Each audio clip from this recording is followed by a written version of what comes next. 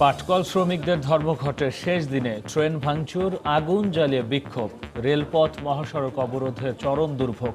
দাবি না মানলে আবার কর্মসূচির হুঁশিয়ারি। বিশ্বের 5 উদীয়মান অর্থনীতির দেশের মধ্যে একটি বাংলাদেশ আগামীতেও ধরে রাখবে 7% বেশি প্রবৃদ্ধি, বলছে বিশ্বব্যাংক। সার্বভৌমত্বের উপর আক্রমণ এলে প্রতিহত করতে হবে। প্রতিরক্ষা মন্ত্রণালয় পরিদর্শন করে প্রধানমন্ত্রী বললেন, বাংলাদেশ যুদ্ধ নয়, শান্তি চায়। বেগম জিয়ার শারীরিক অবস্থার ব্যাপারে বিদেশি কূটনীতিকদের জানালো বিএনপি। তার শারীরিক অবস্থা ভালো জানিয়েছেন নিজেই, বললেন বঙ্গবন্ধু মেডিকেলের পরিচালক।